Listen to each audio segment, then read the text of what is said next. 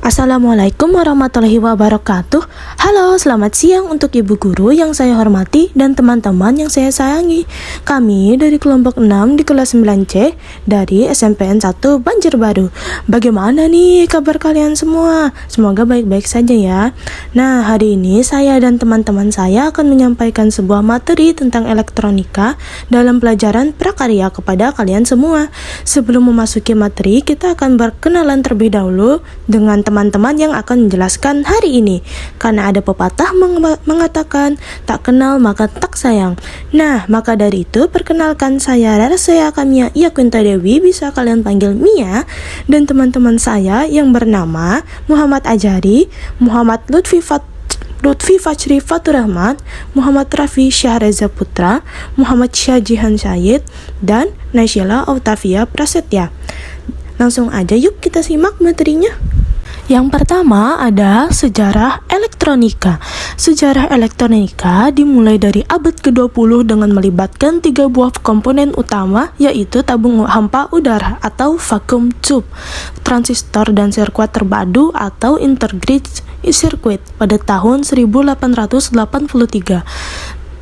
Thomas Alva Edison berhasil menemukan bahwa elektron bisa berpindah dari sebuah konduktor ke konduktor lainnya melewati ruang hampa. Penemuan ini dikenal dengan nama efek Edison. Pada tanggal 1904, John Fleming menerapkan efek Edison ini untuk menemukan 2 buah elemen tabung elektron yang dikenal dengan dioda, dan Lee de Forest mengikutinya pada 1906 dengan tabung 3 elemen yang disebut trioda. Tabung hampa udara menjadi device yang dibuat untuk memanipulasi kemungkinan energi listrik sehingga bisa diperkuat dan dikirimkan. Yang kedua ada pengertian elektronika. Elektronika secara umum adalah ilmu yang mempelajari alat listrik arus lemah yang dioperasikan dengan cara mengontrol aliran elektron dalam suatu alat. Selanjutnya, resistor adalah komponen elektronik yang memiliki 2 pin dan desain untuk mengatur tegangan listrik dan arus listrik. Dengan resistensi tertentu atau tahanan, dapat memproduksi tegangan listrik di antara kedua pin.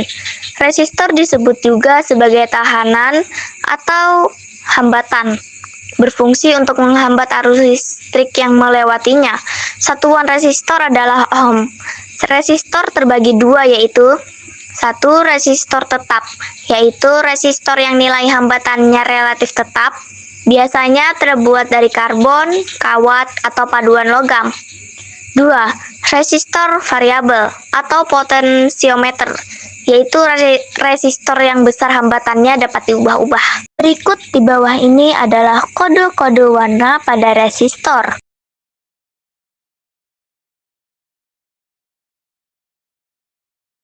Kondensator atau kapasitor adalah komponen listrik yang digunakan untuk menyimpan muatan listrik.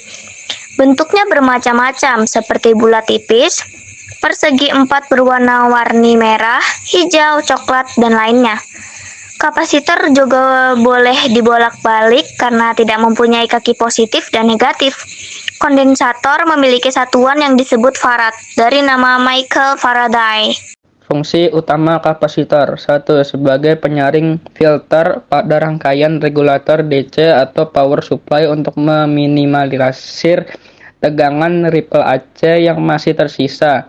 2. Sebagai pembangkit pulsa frekuensi dalam rangkaian osilator, juga sebagai penggeser fasa. 4. Sebagai kopling, yakni penghubung antara 2 buah rangkaian elektronika seperti pada rangkaian penguat amplifier yang menghubungkan rangkaian preamp dengan amplifier.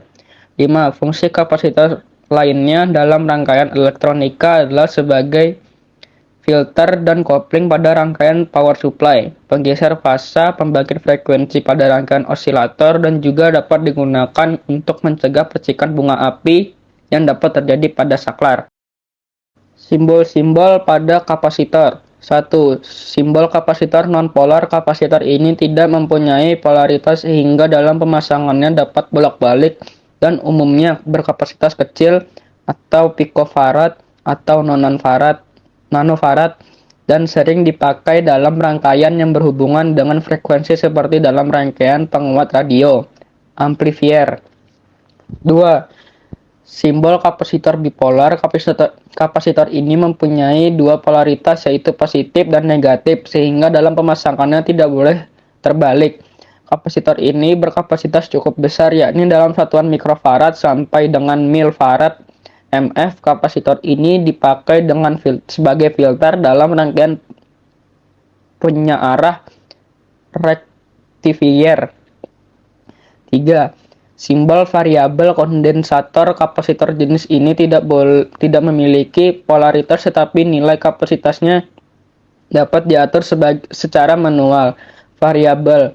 Kapasitor biasanya berkapasitas antara 10 pF sampai dengan 500 pF picofarad dan sering digunakan dalam rangkaian radio untuk mengatur frekuensi.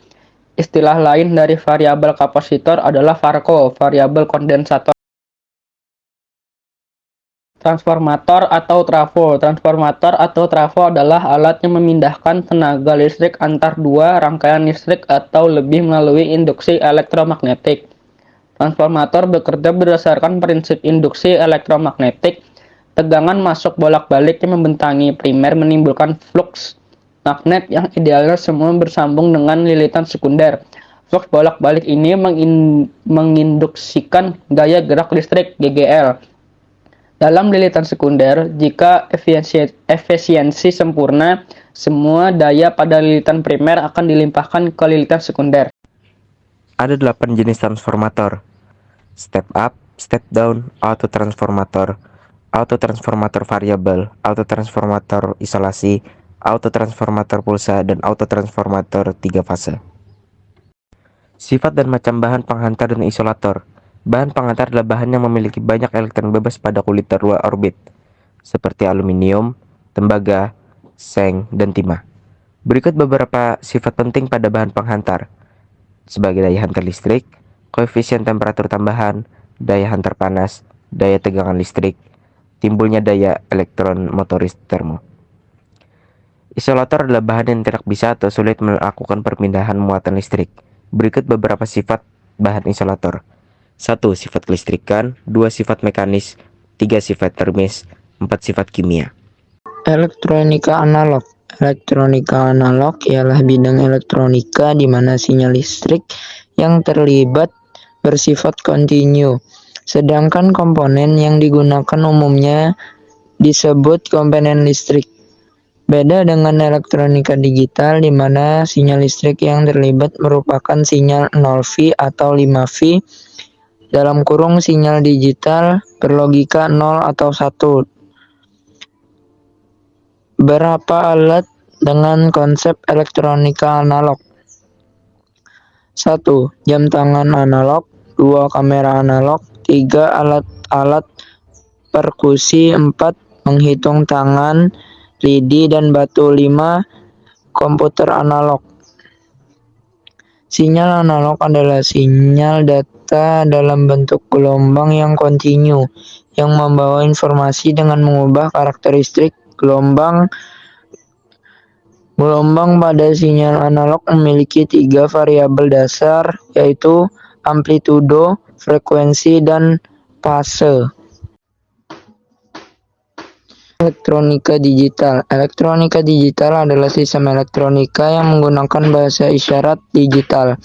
Elektronika digital adalah representasi dari aljabar boolean dan digunakan di komputer, telepon genggam, dan berbagai produk konsumen lainnya. Beberapa alat dengan konsep elektronika digital: alat musik dalam kurung sampler, sequencer, Grovebook, dan lain-lain. 2. Kamera digital. 3. Menghitung dengan kalkulator, komputer, dan lain-lain. 4. Modern. Sebelum presentasi diakhiri, kami dari kelompok 6 ingin menyampaikan terima kasih atas atensi teman-teman selama kami presentasi. Mohon maaf bila terdapat kekurangan dan kesalahan dalam materi yang kami sajikan. Sekarang kita sudah mendapatkan banyak informasi ya tentang elektronika. Sekali lagi mohon maaf apabila ada kesalahan-kesalahan kata dan dalam penyebutannya. Semoga materi ini bisa berguna bagi kita semua. Wassalamualaikum warahmatullahi wabarakatuh.